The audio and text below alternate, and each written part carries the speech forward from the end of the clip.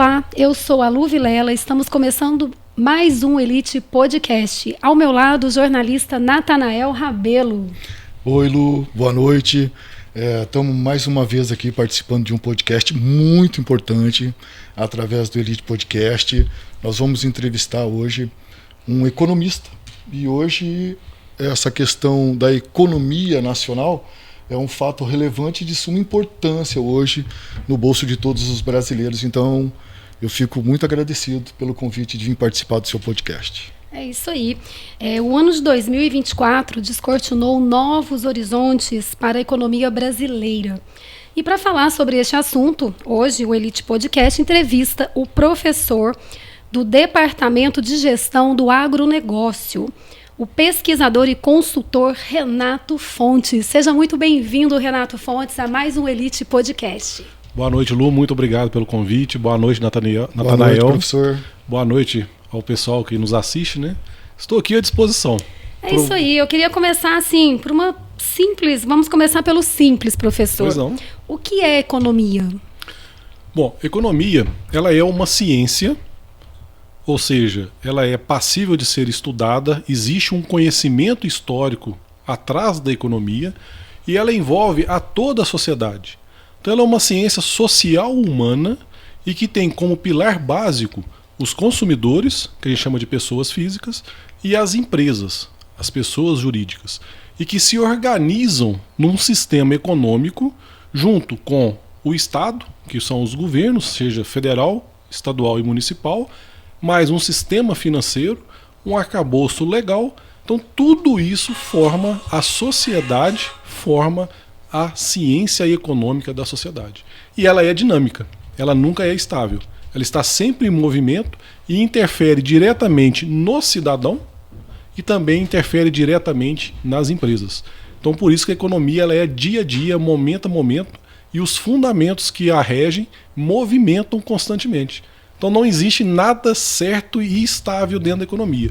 Ela é um sistema que vai modificando de acordo com as necessidades e com as ações das pessoas e das empresas. Então, o senhor está falando assim, desculpa, Lu, o senhor está explicando bem que todos os dias a economia está aí. Então funciona Sim. Todos os dias, né? Em todos os momentos. Mas como é que é o mecanismo da economia? Todos os dias, mas esse mecanismo assim para a gente poder entender melhor. Bom, vamos lá, o mecanismo dos preços. Então o preço do pãozinho, quando eu vou lá na padaria comprar meu pão para tomar meu café, da gasolina, do combustível para andar de um carro, isso é dado pelo mercado, chamado de oferta e demanda. Oferta é tudo aquilo que é disponível e demanda é tudo aquilo que é consumido. Na hora que esse movimento de oferta e demanda se manifesta, você tem um preço. Então, ora, o preço da gasolina está ali em torno de 4, 4,50, ora 5,30, 5,60. E aí agora vem essa questão aí que a gente está tendo aí, perigos, né, de uma deflagração de uma grande guerra nos principais países produtores, da região produtora de petróleo. Então isso pode estimular ainda mais o preço do petróleo subir e isso interfere no preço da gasolina que o consumidor vai pagar. Então isso é um exemplo do movimento diário. Vem um problema climático, por exemplo, uma grande seca na região produtora de grãos do Brasil, o Corn Belt, Soy Belt americano. Aquilo vai afetar o quê? O preço dos alimentos, afeta o preço do trigo. E aí vai afetar o preço do macarrão, do pãozinho. Diminuir a produção de arroz, sobe o preço para o consumidor. Então a gente vai vendo que tudo isso vai movimentando e aí esses aumentos de preço geram o que a gente chama de inflação, que é o principal flagelo dos consumidores, ou seja, das pessoas, né, que vai comprar, que vai pagar pelo seu produto. A gente vem vendo, vem sofrendo no bolso essas majorações de preço que a gente vai vendo no supermercado. Tudo isso é influenciado por questões climáticas, questões de produção. Então a economia ela é isso, e ela está intrinsecamente ligada com o consumidor e com os produtores. E é uma coisa muito interessante, porque acaba se tornando uma bola de neve. Sim. Porque chega caro para nós, consumidores, mas chega caro também para o produtor rural. Ele paga mais caro no insumo para fazer o plantio. Então aí está envolvendo combustível, que é o diesel, na maioria dos maquinários. Aí os insumos que eles compram, as sementes. Então, quer dizer, chega para nós, mas já começa a machucar lá embaixo, né? Sim, é tudo, a gente chama isso de cadeia produtiva. Todos nós somos integrados. Na economia, exatamente por ser um sistema, as entidades econômicas, elas influenciam e são influenciadas por outros agentes econômicos. Então, todos nós sofremos. Por isso que tem um crescimento econômico, é onde todos ganham. A economia desenvolve. E a recessão econômica é onde todos perdem. Onde há um não crescimento. Pelo contrário, é uma queda da produção. Então, a economia ela é um sistema onde envolve todos os agentes. Por menor que seja aquele consumidor, por mais insignificante que seja o trabalho realizado por alguém, ou até o melhor trabalho que seja, todos nós estamos interligados. E o que tem que se buscar é o desenvolvimento econômico, que é o crescimento com a distribuição da riqueza para todos. E aí você faz um crescimento econômico sustentável por longo tempo, por longo prazo. Esse é o objetivo do Estado, dos governos que comandam essa sociedade, que comandam o país. Eu falo que é igual um dominó, né? Quem está lá na frente vai chegar na última peça, que no caso somos nós aqui. Todos acabam sendo afetados. Exato. Vamos pensar, por exemplo, um exemplo prático. Uma empresa, quando ela fecha, o dono sofre o prejuízo. Mas e os empregados que ali recebiam o seu salário, que realizavam o seu trabalho? No momento que ele trabalha, ele troca a força de trabalho dele por um dinheiro, por um recurso. E aí ele vai no supermercado, ele vai no açougue, ele vai no cinema, ele vai na praça fazer um final de semana, vai passear com a esposa, com a família. Então, ou seja, ele deixa de ter esse recurso para fazer. Então, ou seja, tudo é interligado. Então a gente tem que ter a noção que a economia ela é uma ciência social, ela é humana, ela é coletiva. Então uma peça interfere na outra. E o objetivo é o quê? Que todos façam através do trabalho o crescimento econômico de uma sociedade. E como que você está enxergando esse cenário econômico hoje do Brasil? Bom, sem gerar qualquer conflito ideológico, né, político, sim. As medidas hoje tomadas na economia, elas se assemelham muito ao que a gente chama na escola econômica de keynesianismo, que é uma intervenção maior do Estado. Através de quê? Através do aumento de impostos, que o governo vem executando, ou seja, lembrar que imposto é uma coisa justa a ser paga pela sociedade. Mas o excedente ou o imposto além do devido, isso é prejudicial para a sociedade como um todo. Então esse governo atual, ele busca aumentar impostos para aumentar os gastos do governo. Tanto é que houve uma mudança, né, na política, vamos dizer assim, legislativa, onde você tinha o teto de gastos, onde o Estado ele era obrigado a gastar menos ou até o teto. Aí eles quebraram o teto e criaram o tal do arcabouço fiscal. E isso não vem dando resultado. Isso está trazendo o quê? Um endividamento do país. Então essa política econômica de excesso de gastos e excesso de impostos está enfraquecendo a economia nacional. Então os resultados econômicos, que poderiam estar muito melhores, eles vêm apresentando um decréscimo de crescimento, além de que um risco futuro, um risco muito grande de você ter uma recessão econômica. Porque o Estado ele não é o indutor do crescimento econômico. Quem induz o crescimento de um país é a iniciativa privada, são as empresas, é o consumidor. No momento que você tira o dinheiro do sistema econômico, dos consumidores e das empresas e manda para o Estado não gere bem os seus recursos. Ele tem que ser eficiente, tem que gerar bem, tem que gerir bem, mas ele precisa de saber dosar. Existe na teoria econômica chamada curva de Laffer, é uma ciência. Ela mostra claramente que à medida que você vai aumentando o imposto além do necessário, além do que a sociedade aguenta, a arrecadação do governo começa a cair a partir de um certo ponto. Por quê? Primeiro, você pode estimular a sonegação fiscal, que é crime. Mas o produtor não consegue, ele tem que trabalhar, ele tem que produzir, tem que vender, e o imposto é um aumento de custos que chega no consumidor. Então ele começa a sonegar. É crime, isso não pode. E num segundo momento, existe até o quê? Fecha a empresa, eu não consigo mais produzir, por exatamente ter que pagar muito imposto. Fica difícil, né? Exato. E professor, existem pontos positivos na economia brasileira? Existem, com certeza, sempre vai ter os dois lados. A economia brasileira é uma economia resiliente, ela é assentada já numa situação de desenvolvimento, principalmente da atividade de extrativismo, que é baseada principalmente na exploração de minério e de petróleo, que gera muita riqueza, e no agronegócio brasileiro. Aí é bom entender o que é o agronegócio. Agronegócio não é só a produção agropecuária, não é só o produtor rural. Agronegócio é uma cadeia que envolve o antes da porteira, que são as fábricas de insumos, uma fábrica de trator, uma fábrica de fertilizantes, o produtor rural e depois a agroindústria de transformação, que são as empresas, um laticínio, uma torrefadora, um supermercado, um barzinho. Então tudo isso está dentro do agronegócio.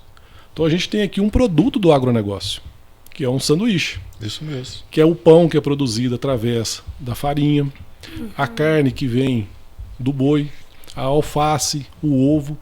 Então a gente tem que entender o agronegócio como uma riqueza formadora de uma cadeia produtiva, geradora de emprego e rendas. Então quando alguém faz um comentário negativo do agronegócio, é uma pessoa totalmente que não tem o conhecimento adequado do termo agronegócio. Então agronegócio não é poluição, destruição de floresta, não, pelo contrário. Agronegócio é a riqueza do país. 1/3 da economia nacional, do PIB, né, do Produto Interno Bruto, vem do agronegócio, de toda a cadeia produtiva. Eu quero abrir um parênteses para mim contar uma rápida história aqui da minha vida. A família da minha mãe é do norte do Paraná, nós somos de Londrina ali, da cidade de Sertanópolis. Os meus primos, eles têm máquina, colhedeiras assim. Então eles trabalham 4, 6 meses em grandes capitais, onde tem plantações enormes de trigo, de soja, de grama. Eles colhem tudo.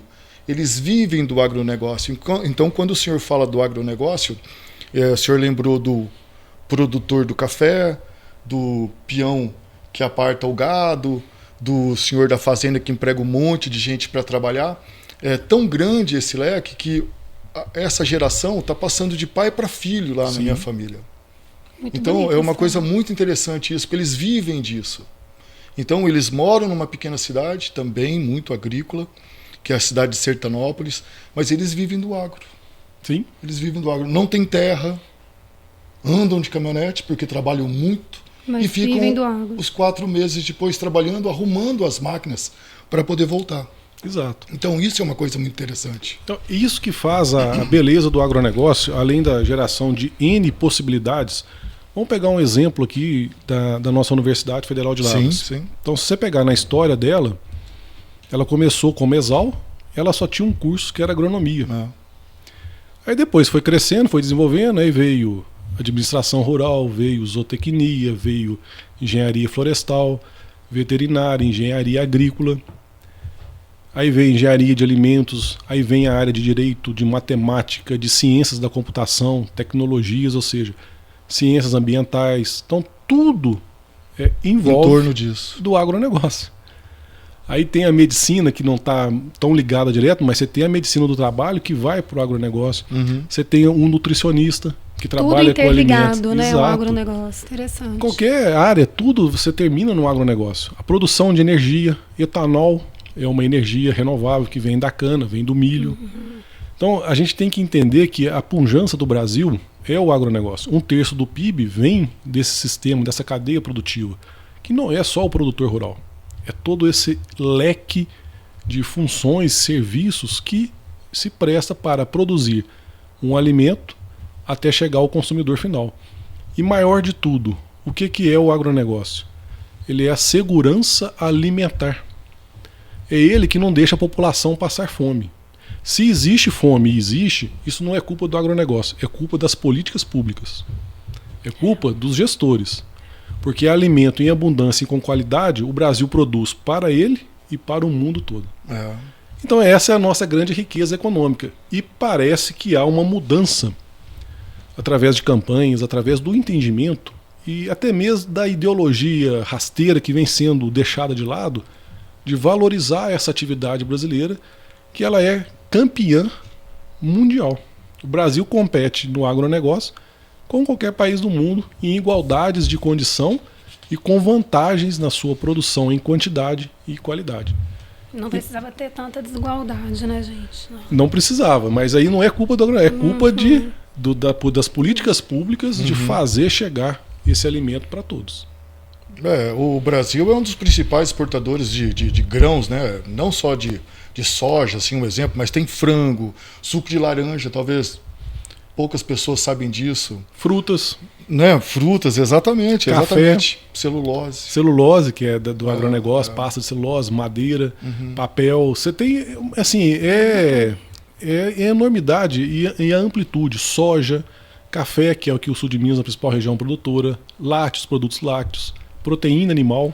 Será que a falta de informação para as pessoas não está gerando essa divisão rasteira que a gente está conversando? Não, sem dúvida, Nathaniel. O que leva o conhecimento, ele é baseado no estudo e na transferência desse conhecimento, que é a informação. Mas a gente vem notando, vem vendo que até aquelas pessoas que eram mais resistentes a esse termo começam a entender que você não pode banalizar uma coisa tão importante, uma ciência. A ciência ela não pode ser banalizada, seja qualquer ciência que for. E agronegócio é uma ciência. E é uma riqueza do país, que tem que ser aplaudida e apoiada. E a partir do momento que ele entende que o agronegócio não é só o produtor rural, ele é toda uma cadeia produtiva, ele não pode ser, vamos dizer assim, vil ao ponto de criticar uma coisa que ele usa. Todos nós aqui estamos usando agronegócio. Isso aqui é algodão. Então alguém produziu algodão, aquele algodão foi para uma indústria que transformou a pluma de algodão numa fibra, num tecido. Aí foi para uma indústria de camisa que fabricou a camisa, que foi para uma loja e eu fui lá e adquiri aquela camisa. O pijama, a roupa de cama, a toalha, ou seja, em todos os momentos, na hora que a gente acorda até a hora que a gente dorme, a gente está dentro do agronegócio. E graças a Deus o Brasil pela sua vocação, né, pela sua disponibilidade geográfica de terra, clima. E aí vale a pena nunca deixar de, assim, quem é da universidade, quem trabalha, quem sabe do meio, de exaltar o trabalho, né, do professor Alisson Paulinelli, que é o principal responsável pelo agronegócio brasileiro, que foi diretor da nossa ESAL, da nossa UFLA, foi ministro, foi uma pessoa que desenvolveu o agronegócio em nível nacional e esse nível nacional transformou o Brasil em umas potências, de uma das principais potências internacional. Então vale aqui fazer sempre esse adendo. Inclusive temos várias matérias do Alisson Paulinelli na revista, ele já participou de vários na época, né? Antes de incrível. Incrível. Há 4 semanas atrás eu participei de um evento na Assembleia lá em São Paulo, né? Então assim, estava cheio de pessoas ilustres, né? Falei assim, como é que eu vou me apresentar aqui? Então a forma que eu me apresentei foi assim, eu venho da casa de Alisson Paulinelli, sou professor da pronto. Aí você abre portas. Mandou bem, né? Mandou bem. Então você vai sempre abrindo portas. Como Lavras, né? Tem tudo a ver mesmo. Exato. UFLA, ESAL e por aí vai. Com certeza. Nós temos uma sorte muito grande, né? Nosso município tem uma universidade de tamanha importância como a UFLA. Sim. Isso é importantíssimo. Tem grandes nomes aí, professor. Com certeza. Grandes nomes aí. E no seu ponto, nós estamos acompanhando um aumento de preços, né, que está impactando diretamente no orçamento familiar. Como que você analisa isso, professor? Olha, isso para mim ele vem fruto do que a gente chama de excesso monetário circulante. Quando o governo gasta mais do que arrecada, ou seja, ele tem déficit primário, ele não tem superávit, ou seja, ele está gastando muito, ele está emitindo dinheiro, ele está colocando muita moeda em circulação. Então isso é o pior mecanismo de contaminação da economia, que é exatamente o aumento de preços. Porque a população passa a ter dinheiro, a sociedade como um todo tem mais quantidade de recursos circulando na economia, só que você não tem a contrapartida do aumento produtivo. Então você leva um aumento do consumo por excesso de dinheiro, não pelo excesso de geração de riquezas. Isso é fictício no momento, porque tudo sobe de preço para compensar aquele aumento de consumo. Então, por isso que essa política monetária hoje que o governo vem atuando, isso é extremamente perigoso para a economia. Traz um efeito de euforia no primeiro momento, mas no decorrer isso gera aumento de inflação, gera recessão econômica, ou seja, em vez do país crescer, ele cai, recessão econômica, queda do PIB, e aí leva ainda mais tristeza para quem tem menos renda, porque essas pessoas são as mais afetadas. Então, hoje, eu vejo com extrema preocupação Porque esse aumento de preço ele não vem pelo um choque de oferta, nem pelo um choque de aumento de preço das commodities. Ele vem por excesso de circulação monetária, que a gente chama de inflação monetária. Isso é extremamente negativo na economia como um todo. E quem causa isso é o governo. O descontrole nos seus gastos. Complicado. Agora, a gente falando de governo, e nós também falando de aumento, né, de alguns produtos, que está ligado diretamente ao povo brasileiro, né, através da alimentação, do vestuário, de um monte de coisa.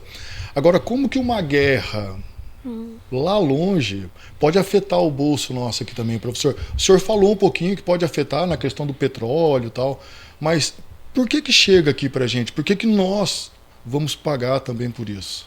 Bom, a gente tem que entender que o mundo é globalizado, né? Ou seja, todos nós estamos interligados, todos nós concorremos pelos mesmos produtos que são produzidos em nível mundial.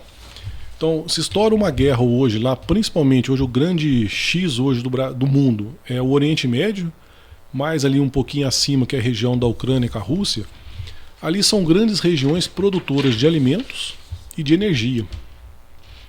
E ali faz o comércio internacional do Oriente para o Ocidente. Então ali passa também, vamos dizer assim, o transporte marítimo nos diversos canais, nas diversas regiões ali. Então como você tem uma circunnavegação, uma circulação das mercadorias, então além do processo produtivo de alimentos, de energia, também você tem esse processo de logística de distribuição. Então tudo isso afeta não só o Brasil, mas afeta o mundo como um todo. E guerra é um risco, porque você não sabe como começa, não sabe como termina.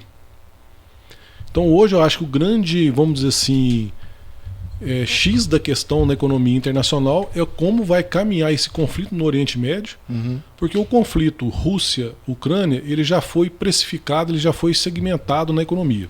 Os efeitos já se cessaram. Sim. Se um dia acabar a guerra, quando acabar a guerra lá, vai ser efeitos positivos. Os negativos já aconteceram. Mas esse conflito aí que a gente está vendo no Oriente Médio, porque envolve potências, organizações mundiais, potências mundiais, importantes potências mundiais, isso pode trazer um problema de abastecimento, e aí isso gera todo um descontrole na questão de preços. Isso faz com que os preços se elevem, que é o chamado choque de oferta. Acaba chegando para nós. Então vai Chega chegar, todo mundo. né? Vai chegar. Agora já deve estar. E isso é preocupante. Assim, tem um dado, né, que eu sempre acompanho para a gente ver, chama PPI, Paridade Petróleo Internacional. Então, só para a gente ter uma ideia, hoje, com essa elevação do dólar que aconteceu, a gasolina ela está defasada em preço em torno de 23% com o preço do mercado internacional. Ou seja, a gasolina teria que estar mais ou menos R$1 mais caro do que hoje. Já era para a gente estar pagando esse Já valor? era. Então, assim, é a política atual da Petrobras de segurar preços, então ela assume esse ônus, né? Então, vamos supor que imagina R$1 transferido isso para o sistema econômico. É encarecimento de frete, é encarecimento da condução das famílias. Sim. Aí esse encarecimento do frete vai encarecer todos os alimentos, todas as mercadorias. Sobe tudo. Sobe tudo. E Aí a inflação. O petróleo não é só a gasolina. O petróleo tem o óleo, tem os derivados óleo também diesel. do petróleo, né? Gás de cozinha. Pois é. Envolve tudo. Envolve tudo. Vai ficar bem mais caro para nós. E o preço como é dolarizado, sobe o preço em dólar, sobe o dólar também, porque é uma moeda de controle de risco. Então você passa a comprar mais dólar, o preço passa a subir. E hoje já subiu. Então, você afeta a economia. Você tem uma que a gente chama de inflação de custos e de oferta. Professor, vai subir as coisas mesmo? A gente pode esperar isso? A gente pode aguardar? Olha, como é que o senhor vê essa questão? Eu sei que é complicado difícil, perguntar né? isso, Renato, mas como nós uma visão, podemos aguardar uma visão. Eu um acredito, aumento substancial aí? assim, a gente fala que na economia a gente tem a tendência, mas não sabe a exatidão. A tendência é que se eleve o preço sim, porque a própria estrutura produtiva, senão você vai sucatear a empresa. Quem lembra em governos anteriores, quando se fez essa mesma política, a Petrobras se endividou, chegou aqui quase 500 bilhões de dólares de prejuízo, de dívidas. Então a ação dela saiu de um preço aí de 30, veio para R$4 e tal. Então se ela não repassar esse preço, ela vai se prejudicando. Isso ela consegue num curto prazo, mas se o processo continuar, não tem como segurar. Então eu acho que, por isso que eu falo que a economia nossa, além de ser esse problema monetário, Aí a gente ainda está trabalhando com custos baixos. Porque o setor agrícola, que é a base da POF, que é a pesquisa de orçamento familiar, que é a base do índice de inflação, muita gente não entende assim, eu fui no supermercado, subiu 20% o preço do arroz, sim, 10% o preço do feijão, mas saiu no jornal lá que a inflação foi 0,30, 0,3, 33%. É que, na verdade, o pessoal tem que entender que a inflação ela é um conjunto em torno aí de 10 mil produtos de maneira ponderada.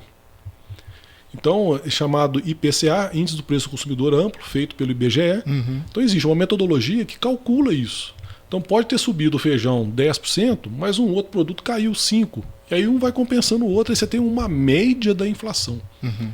Só que você tem esse movimento de preços, na média ele começa a subir, que a gente chama o núcleo duro do índice. Então você tem, principalmente que são alimentos, alimento, condução, vestuário e educação, que é a base da inflação, do índice de inflação. Se isso começa a se elevar, isso reflete na economia como um todo. Porque aumento de índice, aumento da inflação, a taxa Selic que vinha caindo já começa a não cair mais. Se continuar subindo, ela volta a subir. Aí isso interfere no processo produtivo, ou seja, no investimento e no consumo. Então, em vez da economia desenvolver, a economia regride. E aí ela entra em recessão. E de supermercado, dona de casa entende, viu? Muito, muito. O maior indicativo é o supermercado. Você lembra do pró-álcool? Sim. Você lembra do pró-álcool? Por que no nosso país não pegou esse combustível? Renato, não tem nada a ver com o que nós estamos conversando aqui, mas essa questão do pró-álcool, eu não sei se foi na década de 80 para 90, o governo brasileiro tinha um subsídio bem alto para a gente ter veículos movidos a álcool. E isso aconteceu. Algumas empresas começaram a fazer esse tipo de veículos rodando no álcool. Lógico que dava um monte de problema, não funcionava direito de manhã o carro, né? Mas não era uma saída para o povo brasileiro hoje não depender tanto assim do petróleo. Isso é uma tecnologia, né? A tecnologia dos biocombustível hoje. Então o pró-álcool ele veio da crise do petróleo de 1973 e 1975, quando o barril de petróleo saiu de 2, 3 dólares o barril, foi a 25, 30. Então isso gerou essa crise do petróleo. E aí o Brasil desenvolveu essa tecnologia de extração do etanol. A gente chamava de álcool, né? Hoje é etanol, álcool, porque... Hoje é etanol. Aí vem desenvolvendo etanol de cana. Aí recentemente os Estados Unidos entraram na produção do etanol de milho. Aí, como os Estados Unidos entraram, eles dominam tudo, a tecnologia, o mercado como um todo. Aí hoje a gente fala de etanol. Então hoje não é mais álcool, é etanol. Então etanol de cana, etanol de milho, que são basicamente os dois que concorrem nesse mercado. É uma tecnologia, é um biocombustível, mas em relação ao petróleo, ainda não inventaram nada que substitui o petróleo e seus derivados. Interessante, hein? A utilização... Se você pensar, eu vou substituir a gasolina pelo etanol. Não dá para fazer o óleo, né? Exato. O etanol. Não dá. Não dá para fazer um tapete de borracha. Querosene para aviação. Exato. Então, é uma tecnologia nacional muito bem desenvolvida. E por que não deu certo? Porque ela era muito subsidiada no início. Só que o subsídio ele se sustenta no curto prazo. O que é subsídio? É o governo dar dinheiro para você produzir etanol. Adiantou, várias indústrias foram montadas e tal. Você tinha na região mesmo, nossa, que sul de Minas, tinha 2, 3 indústrias de etanol. Só que isso não sustenta no médio prazo, porque ele não é competitivo. Aí na hora que passou a crise do petróleo, o preço da gasolina caiu, e o etanol ficou, em comparação com a gasolina, é muito mais viável utilizar a gasolina. Acabamos esquecendo do pró-álcool. E fica na gasolina. Mas hoje aí vem a iniciativa privada, então hoje você tem grandes empresas no Mato Grosso que aproveitam a produção de grãos, principalmente milho, ali na região de Mato Grosso, que tem grandes plantas produtoras de etanol, que transformam o milho em etanol. E a sobra esse resíduo ainda volta como alimentação para animal, para bovino, para suíno, para aves. Então, isso hoje o Brasil tem, pela própria iniciativa privada, desenvolvido essa produção de biocombustível. Além de ser aquela questão da sustentabilidade, né, que se substituindo um combustível derivado do carbono, poluidor, por um biocombustível. Muito então mais limpo, né? Muito mais limpo. Nós temos aqui na UFLA também a questão do óleo, né? Sim. Tem um óleo aqui também que era bastante estudado. Sim. Está sendo, né, professor Pedro? Parece, Isso, é o grupo do geóleo. É isso mesmo. Aí é o biocombustível vindo de outras plantas, acho que é mamona, se eu não me engano. Isso mesmo. Você pode fazer do óleo da própria soja. Uhum. Mas você não tem ainda a eficiência que é a gasolina que vem do petróleo. Pelo jeito, nós vamos depender do petróleo por muito tempo ainda, né, professor? Eu acredito, viu? Assim, Por aí muito vem, tempo. assim, a onda nova agora é a onda dos carros elétricos. Eu ia falar isso. Mas o carro elétrico tem outros problemas, né? O problema do carro elétrico é o depois dele. O que vai fazer com o descarte da bateria, de toda aquela estrutura que ainda não se sabe o grau de poluição que isso pode trazer. Mas algumas montadoras já estão abandonando o projeto elétrico. A Toyota parece-me que ela deixou agora de seguir um projeto aí porque ela não está acreditando nessa questão do veículo elétrico. Uhum. Então, aí são as estratégias, né? Então, assim, a gente pensa assim, a Tesla, que é o principal indústria da produção, tem o BYD que vem para o Brasil sim, e tal. Sim. Mas, por exemplo, eu vejo assim, o core business da Tesla, econômico, não é o carro elétrico. É o sistema de transporte independente da Tesla, que te leva para qualquer lugar sem você precisar dirigir. Então, assim, o core business não é produzir carro elétrico, é produzir logística de distribuição do ser humano de maneira independente. Isso é uma questão que a gente vai ver ainda. Assim, eu acredito que o carro híbrido é o caminho. Funciona com combustível. Combustível e eletricidade. E eletricidade. E o combustível acaba recarregando também Exato. a bateria do carro, né, no caso. Você quer fazer a próxima pergunta? Estou vendo que você está de olho e pode fazer, Nath. Não, eu tenho medo de falar alguma bobeira aqui, sabe? O Mania professor bobeira. Renato, ele entende demais da conta, porque o Brasil chegou a alcançar o 14º no ranking de melhor desempenho de crescimento do PIB, né, no ano de 2023, né? Antes de 2022. Nós podemos melhorar isso? Nós vamos seguir isso daí? Ou daqui a uns dias as pessoas vão começar a ver, os economistas vão começar a mostrar para nós, que não entendemos muito disso, que o PIB nosso está bom porque um produto baixou e o outro subiu, então acabou equiparando ali. Nós podemos melhorar nesse ranking aí, através do produto interno bruto ou não? Ou o senhor vê uma queda? Bom, o produto interno bruto, ele reflete a produção e consumo dentro do país. Quando você tem uma estruturação da economia baseada no desenvolvimento principalmente puxado pela iniciativa privada, ou seja, a eficiência melhor do que o próprio Estado, né, em desenvolver a economia, você tem uma tendência de crescimento de PIB acelerada. A gente vem tendo o PIB, ele foi muito prejudicado pela questão da pandemia, 2019, 2020, porque fechou tudo, né? Então, assim, a economia praticamente patinou e foi negativo pelo próprio mesmo processo produtivo que não existiu. Esses números de crescimento do PIB do ano passado, que foi 2,9%, ele é muito baixo para o que o país precisa. O país precisa, para melhorar a sua distribuição de renda, melhorar a sua saúde econômica e financeira, de um crescimento aí acima de 5%, que é o crescimento chinês, que é o crescimento indiano. Qualquer número abaixo disso mostra uma debilidade da economia. Então é baixo, mas é melhor do que crescer nada, do que ter recessão. Mas o crescimento do PIB do Brasil ele vem sendo baixo há muito tempo. E isso vem de diversos fatores. A gente pode dizer falta de questões de investimento produtivo, falta de uma qualificação maior da mão de obra, que a qualificação leva à eficiência, e eficiência leva à geração de riquezas, investimento em tecnologias, questão da logística de distribuição, malha mesmo. Você ter facilidades de poder, por exemplo, fazer uma viagem de turismo, isso gera riqueza no PIB. Um transporte de uma carga, que é um menor custo. Então, o Brasil ele precisa muito de melhorar essas questões básicas para ter um crescimento maior e sustentável durante o tempo. Então, o PIB do Brasil, hoje ele está em nono lugar em relação a outros países, mas em tamanho de população e de país, de território, ele tinha que ser maior. Ele tinha que ser mais pujante. É um país enorme, né? Exato. E uma população grande? Exatamente, porque a gente perde de países menores, né? Sim. Então, aí o gravante, o PIB é um número exato, produto interno bruto, que é a geração de riqueza do setor terciário, setor secundário e setor primário da economia, cada um com as suas atividades. Só para o pessoal entender, setor primário é a produção agrícola. Produtor de leite é o setor primário da economia. Aí ele pega esse leite e vende para o laticínio, para a indústria. Ela transforma esse leite num queijo, setor secundário da economia, e agrega valor. E aí o laticínio pega esse queijo e vende para o supermercado. Aí o supermercado faz o serviço do setor terciário para o consumidor ir lá consumir. Então, setor primário, secundário, terciário das cadeias produtivas. Isso que faz a riqueza do PIB. Então, no Brasil, a gente tem essa condição e expansão, a gente tem população para isso. E aí, na hora que a gente divide a riqueza do PIB pelo número da população, então de nono PIB absoluto, você vai cair para o PIB per capita ali para o 83º lugar. Ou seja, na escala do mundo.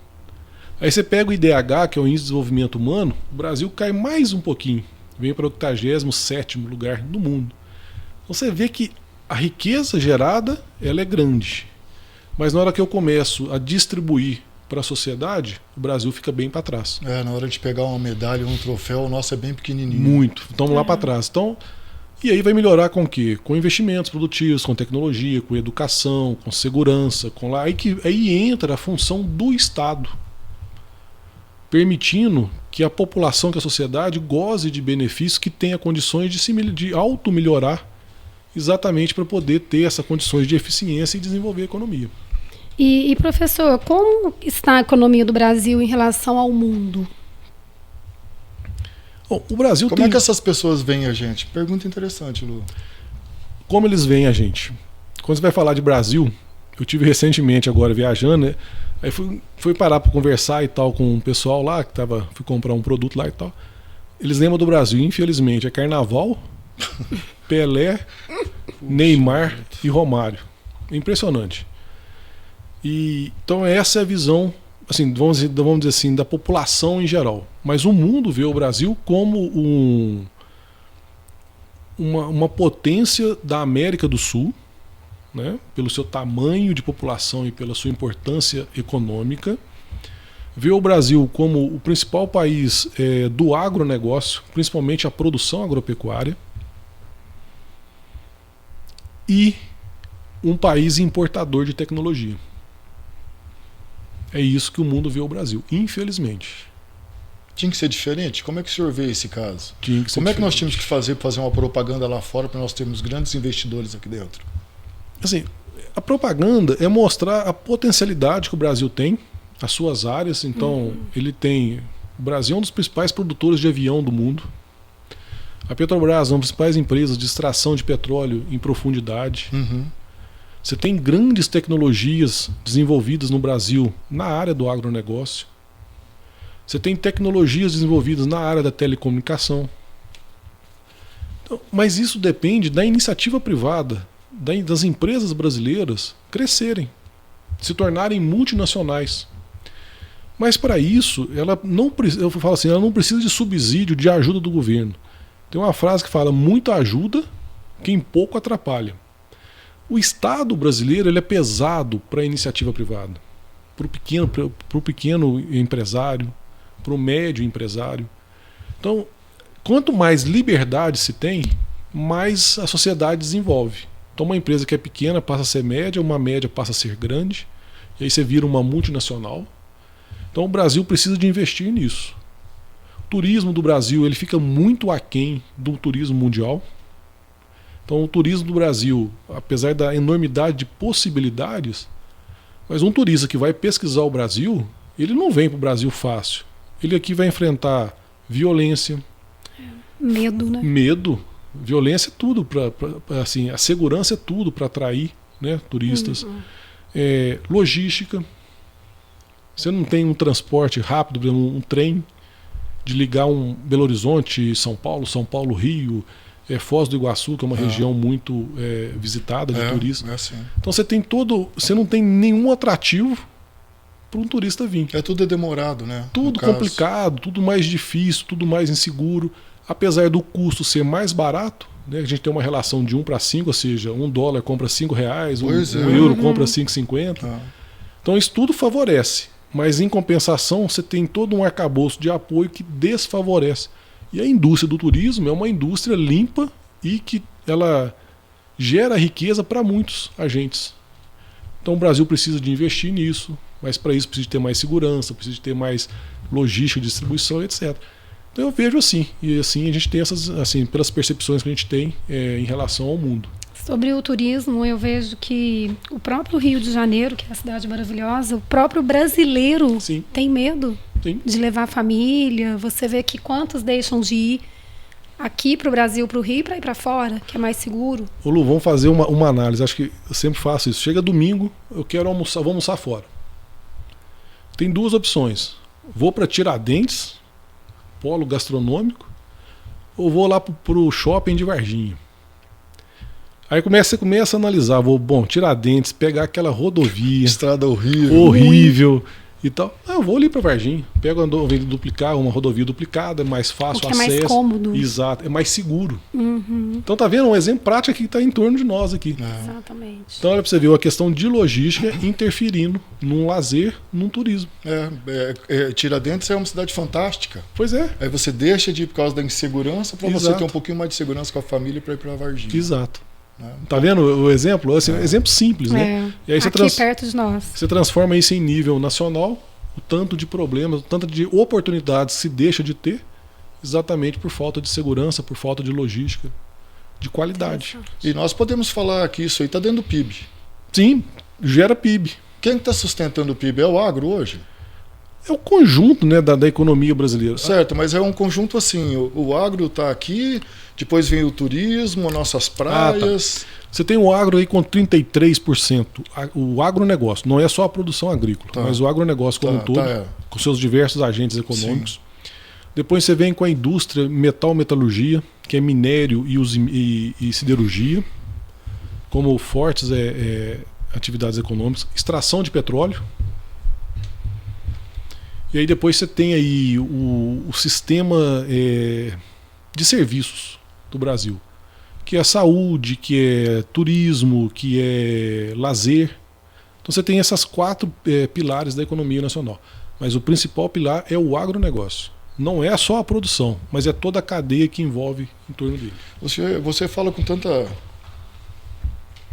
convicção assim do combustível, dessas coisas, do petróleo. Nós produzimos petróleo aqui para ter dentro do nosso veículo combustível? Sim. Nós produzimos já. O Brasil é um dos maiores produtores e um dos maiores exportadores de petróleo. Sim. De petróleo? Sim. Mas já de combustível que a gente coloca dentro do nosso tanque do carro? Refinaria fica aquém da necessidade. Então você tem a característica do petróleo brasileiro que você precisa de refinar. Então você tem é um petróleo mais grosseiro, vamos dizer assim. Então não atinge a todos os padrões. Então isso é exportado. Porque você também não tem a estrutura de refinarias para refinar todo o petróleo. Então, pois é, mas o nosso petróleo que porque nós somos exportadores. Somos. Mas aí esse petróleo que nós estamos mandando para lá, a gente manda para lá na troca de um produto que vai servir para a gente. Sim, aí importa gasolina, óleo diesel e até mesmo petróleo fino que vai ser utilizado na transformação aqui dentro do Brasil. E fora o etanol que é produzido. Que é uma participação. Já está sendo misturado, né? Pra caramba, dentro da... Biocombustível, biodiesel. Eu não sei se vocês lembram, né, da refinaria Abreu e Lima, que foi um dos principais focos aí de corrupção no Brasil, que era uma refinaria exatamente para refinar petróleo aqui dentro, aumentar a capacidade dentro do Brasil. Não deu certo, né? Bom. Não deu certo. Não deu certo. Muito bom, né? Eu acho que foi muito bacana aqui a gente ter essa conversa, porque acaba que a gente aprende com sempre certeza. Mais, né, Nath? Porque nós somos leigos nessas coisas, né, Lu? É igual a economia. A única coisa que a gente pode fazer é um dia a gente sentar juntos e falar assim, nossa, Lu, foi ali comprar um refrigerante, o refrigerante aumentou R$2. Né? Então isso a gente é bom, né? Sim. A gente sabe dar pitaco, mas a gente entender por que esse refrigerante aumentou, eu acho que tem que ser com um especialista mesmo. Exatamente. E o tempo nosso está acabando. Passa tão rápido, né, professor? Olha pra você ver. Coisa boa. Coisa boa. A conversa fluiu. E rende mais, interessante. Né? E é gostoso conversar, porque você explica de uma forma muito fácil. Obrigado. De uma forma gostosa de Obrigado. aprender. Muito obrigado pela sua presença aqui. Sempre à disposição. Que a gente possa ter mais outros podcasts com o professor. Com certeza, já fica o nosso convite aqui, isso, né? Futuramente exatamente, voltar aí. Exatamente. Estou aqui à disposição para que precisarem, né? Que isso é uma função nossa de funcionário, de servidor público, né? De tentar levar o conhecimento, não só lá ficar restrito dentro da universidade, mas para toda a sociedade. Essa é a nossa função. Muito obrigado. E faço com o maior prazer. E só queria deixar para a gente fechar. A gente fala muito de economia. Existe um já falecido, né, um pensador, chama Roger Scruton. E ele falava assim: a ordem moral precede a ordem econômica. Ou seja, nenhuma economia vai para frente baseada ou lastreada na liberdade para a corrupção, desvios, imoralidades. Quer dizer, a ordem moral precede a ordem econômica. Legal. Nada justifica erros morais, nem a economia. Eu acho isso fantástico. A ordem moral precede a ordem econômica de qualquer sociedade. Fechou, hein? Com chave de ouro. Nós vamos chegar lá ainda. Interessante. Para mim, a primeira coisa para o Brasil crescer e desenvolver ainda mais é a moral. É a ordem moral. E ela tem vindo deixar de lado. O professor, também tem a economia do nosso município, da nossa região, né? Existe uma possível paralisação aí dos docentes da Universidade Federal de Lavras, e isso, de uma certa forma, acaba afetando o município, a região aqui num todo, né? Sim. Como é que o senhor vê esse assunto, essa questão que é de suma importância para o município, né? Porque pega comerciante, pega dono de hotel, pega todo mundo aí de surpresa. Tem muita gente também que consegue alugar uma casinha para estudante. Como é que o senhor vê essa questão aí econômica do nosso município se acontecer uma paralisação dos docentes da universidade? Tomara que não aconteça, né? Mas vamos lá. Bom, a economia lavrense, ela é assentada no terceiro setor, que é a prestação de serviços. Lavras, por ser polo de uma região que tem vários municípios ao seu redor que demandam serviços de saúde, de educação, né, serviços que atendem não só a população de Lavras, mas a cidade de Jaci, de Ribeirão Vermelho, de Tumirim, de Igaí, entre outras cidades. Então Lavras se destaca exatamente por esse polo de serviços. Existem outras empresas, sim, tem as indústrias, né, principalmente voltada para a questão automotiva. Você tem uma produção agropecuária presente, não nenhum com destaque característico, mas você tem pequenos produtores que vêm do agronegócio, que tem as suas feiras livres, que vêm trazer os alimentos, que vêm comercializar, mas Lavras é uma cidade que vive do serviço, e principalmente do serviço educacional. Aí entra, né, a nossa Universidade Federal de Lavras, que além da massa salarial que ela representa para o município, que é o salário pago aos professores, aos técnicos administrativos, ao pessoal terceirizado, as empresas que fornecem, né, produtos para a UFLA. Então você tem todo ali um movimento atrelado à universidade. E a universidade existe pelo serviço da educação. E os alunos que vêm em grande quantidade para a cidade. Então você tem em torno aí de 8, 10 mil alunos que consomem, que trazem esses recursos da sua origem, recursos dos seus pais, e vem injetar esse dinheiro na economia lavrense. E esse dinheiro vai para o supermercado, ele vai para um barzinho, vai para um posto de gasolina, vai para um atendimento médico, um atendimento de saúde, de dentista, uma academia, um lazer, uma festa. Eles consomem alimentação.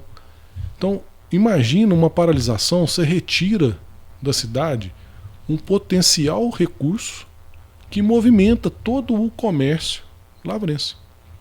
Não só o comércio, mas também a geração de empregos. É uma diarista, é uma imobiliária, é um serviço mecânico num carro, é uma papelaria, é uma farmácia.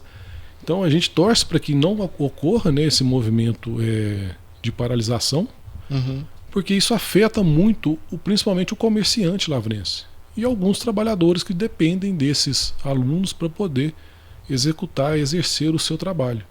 E é o trabalho que gera riqueza.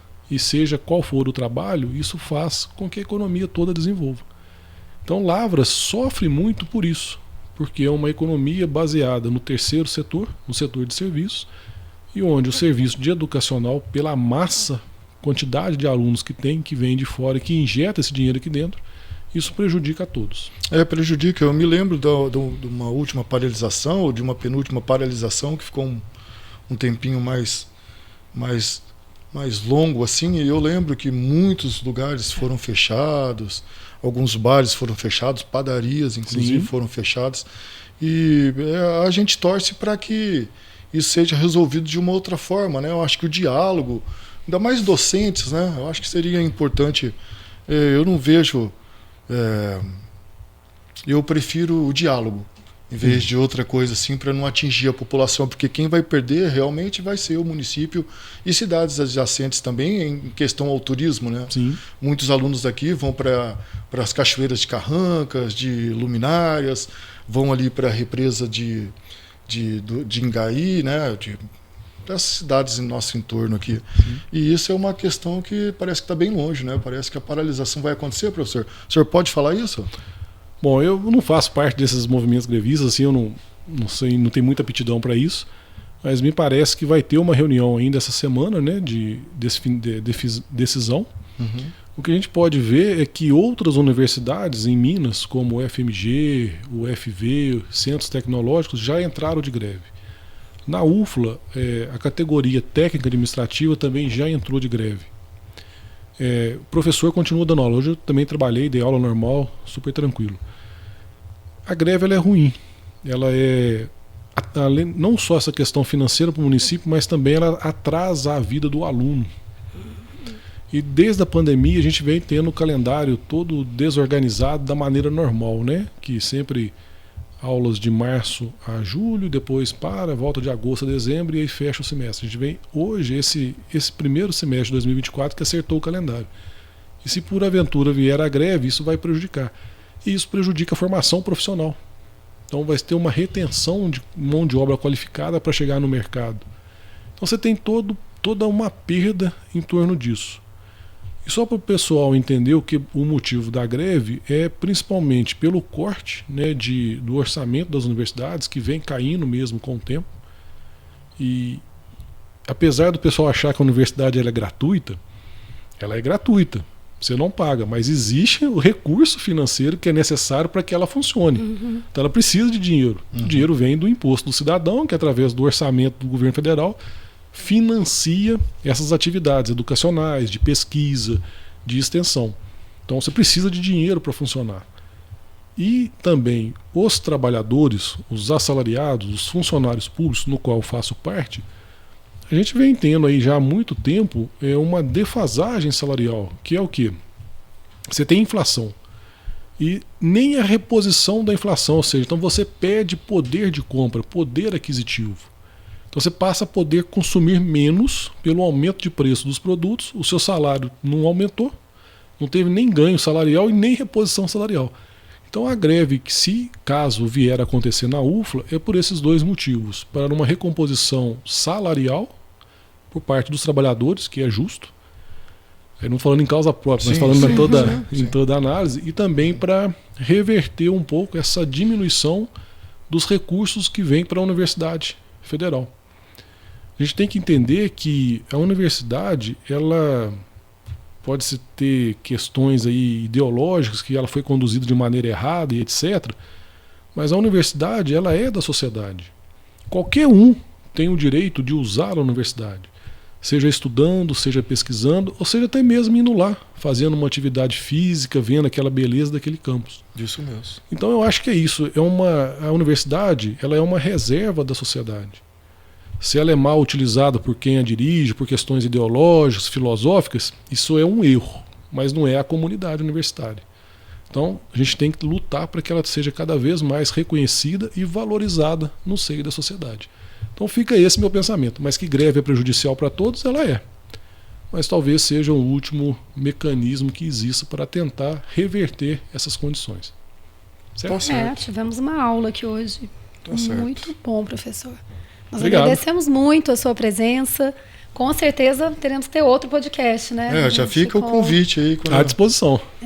Foi um prazer. Muito bom, muito gostoso. Assim, eu achei muito interessante a sua forma de poder explicar. Obrigado. Ficou bem fácil, né? Da gente poder... Simples, Quem né? está em casa. Tá certo. E é isso aí. Eu gosto muito de filósofos, né? Então Leonardo da Vinci falava: o mais alto grau de sofisticação é a simplicidade. Legal, muito bom.